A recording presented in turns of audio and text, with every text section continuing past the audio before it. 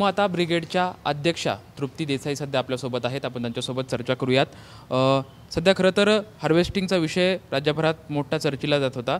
याच हार्वेस्टिंग विषयामध्ये जर सामान्य शेतकरी असते तर त्यांना मदत केली असती, परंतु हार्वेस्टिंग मालकांकडे 10-10 लाख रुपये कसे आले आणि काहीतरी लिखापडी झाली असेल असं म्हणत लक्ष्मण हाके यांनी वाल्मिक कराड यांचं समर्थन केले. खरं तर वाल्मिक कराडचं समर्थन करणं म्हणजे त्याच्या गुन्ह्यांना पाठीशी घालण्यासारखं आहे आणि अशी अपेक्षा तर अजिबातच लक्ष्मण हाकेंसारख्या चळवळीतल्या कार्यकर्त्यांकडून आमची अजिबातच नाही. राहिला हार्वेस्टिंगचा विषय, हार्वेस्टिंगच्या संदर्भामध्ये शेतकऱ्यांची जी फसवणूक झालेली आहे तर त्या शेतकऱ्यांवर जो अन्याय झाला, त्या शेतकऱ्यांकडून जे पैसे उकळण्यात आले, त्यांना जी आश्वासनं दिली गेली ती पूर्ण केली गेली नाहीत आणि वाल्मिक कराडचा जो आहे तो एक मोठा दबाव त्यांच्यावर होता. आणि आता अशा केसेस झाल्यानंतर मनमोकळेपणे ते शेतकरी जेव्हा रस्त्यावर उतरलेत, आवाज उठवतायत, त्यांची फसवणूक झालेली सांगतायत, तेव्हा त्यांच्याकडे कुठून पैसे आले त्यांची चौकशी करा म्हणजे अशा पद्धतीनं सांगणं म्हणजे शेतकऱ्यांवर जे आहे ते प्रश्नचिन्ह निर्माण करणं आहे, शेतकऱ्यांनाच गुन्हेगार म्हणण्यासारखं आहे. त्यामुळे शेतकऱ्यांना न्याय मिळाला पाहिजे आणि वाल्मिक कराडसारखी बाजू लक्ष्मण हाकेंनी जरी ओबीसींचं आंदोलन सुरू केलेलं असलं तरीसुद्धा वाल्मिक कराडसारख्या गुन्हेगाराची बाजू अजिबात त्यांनी घेतली नाही पाहिजे. शेतकऱ्यांच्या बाजूने उलट आवाज उठवणं गरजेचं आहे. संतोष देशमुख हत्येचं प्रकरण पुढं कडून महाराष्ट्रात कोपर्डी 2 परत घडवण्याचं या मोर्चाच्या पाठीमागचं योगदान आहे असंही पण त्यांनी म्हटलंय. कोपर्डी प्रकरण जे झालेलं होतं ते इतकं गंभीर झालेलं होतं, त्यावेळेला आम्ही नगरला आमचं शनी शिंगणापूरचं आंदोलन चालू होतं. अशा घटना कधीही झाल्या नाही पाहिजेत आणि अशा पद्धतीचं संतोष देशमुखांना ज्या निर्घुणपणे मारलं गेलं त्याच्यानंतर ते जे काही फोटो व्हायरल झाले त्यानंतर आपण बघितलं असेल की जनआक्रोश सुरू झाला. लोक रस्त्यावर उतरले की उद्या आपली अशी वेळ येऊ शकते, आपल्याला असं जर कोणी मारलं तर कोणी न्याय मागायला आहे का नाही किंवा कोणी आवाज उठवणार आहे का नाही किंवा अशी प्रकरणं जर दाबली जाऊ लागली कुणाच्या दबावाने तर पूर्णपणे ते चुकीचं ठरेल. पण याच्या संदर्भामध्ये कोपर्डी 2 सारखी प्रकरणं होण्यासाठी मदत किंवा अशी वक्तव्य म्हणजे मला वाटतं की पूर्णपणे हे जे संतोष देशमुख प्रकरण हे एवढं सिरियस प्रकरण आहे आणि त्याच्या बाबतीत जर लक्ष्मण हाके अशा पद्धतीची वक्तव्य करत असतील ही बालिश वक्तव्य आहेत. लक्ष्मण हाकेने खऱ्या अर्थानं संतोष देशमुखांना कसा न्याय मिळाला पाहिजे हेही पाहिलं पाहिजे. त्यांची ज्या निर्घुणपणे हत्या केली आहे ती निर्घुण हत्या केल्यावर जो समाज सर्वसामान्य समाज तो सगळ्या जाती धर्माचा समाज आहे तो रस्त्यावर उतरलेला आहे. त्यामुळे त्याच्यामध्ये यासाठी आंदोलनं बाहेर आली, मोर्चे आले. आता आमच्यासारखे कार्यकर्ते का बाहेर आले? कारण वाल्मिक कराडसारख्या व्यक्ती ज्या ठिकाणी लपल्या गेल्या,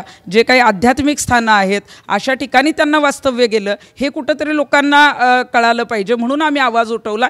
याचा अर्थ कुठंतरी वेगळ्या पद्धतीनं जोडणं, कोपर्डी संवेदनशील प्रकरण आणि अशा पद्धतीची प्रकरणं होऊ शकतात आणि त्यासाठी हे चाललंय असं बोलणं म्हणजे गंभीर आहे. अशा पद्धतीची वक्तव्य यापुढे अशा जबाबदार आंदोलकांनी करू नयेत ही मी त्यांना विनंती करते.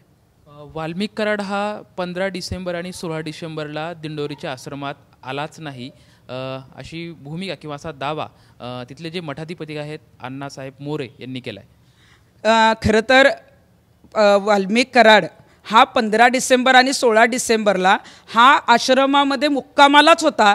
त्याला मुद्दाम जे आहे ते वास्तव्याला ठेवलेलं होतं. आपण बघितलं असेल की मी जेव्हा हे स्टेटमेंट केले त्याच्यानंतर आपण आबासाहेब मोरे जे प्रवक्ते आहेत त्या आश्रमाचे त्यांनी सांगितलं की तो 16 डिसेंबरला दर्शनाला आला होता आणि गेला होता. म्हणजे तो आश्रमात आला होता.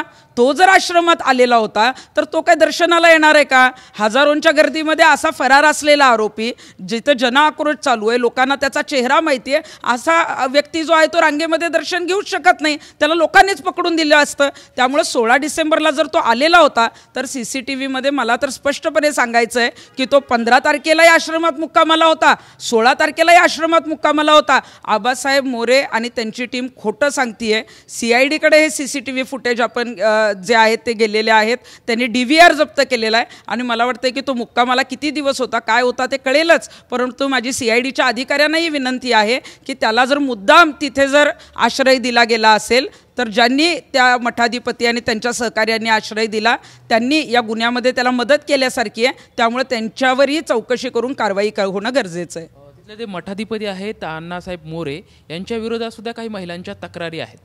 अण्णासाहेब मोरे हे तिथल्या मठाचे मठाधिपती आहेत. खरं तर माझ्याकडे ज्या तक्रारी आल्या त्या महिला घेऊन आलेल्या होत्या.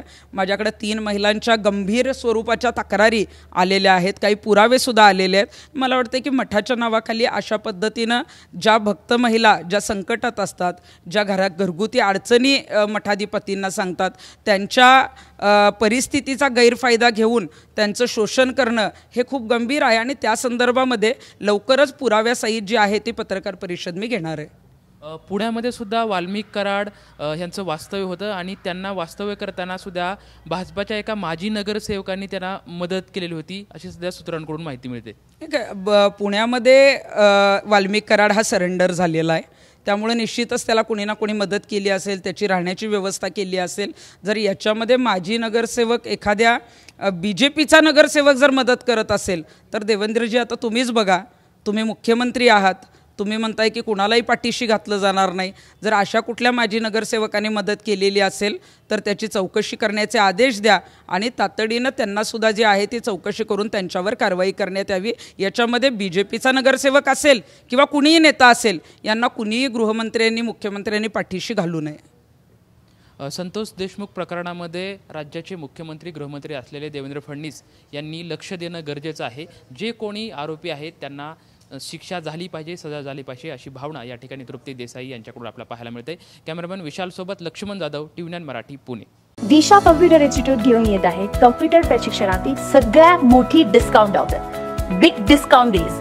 अधिक माहितीसाठी तुमच्या जवळच्या दिशा कॉम्प्युटर इन्स्टिट्यूटच्या शाखेत जाऊन संपर्क करा.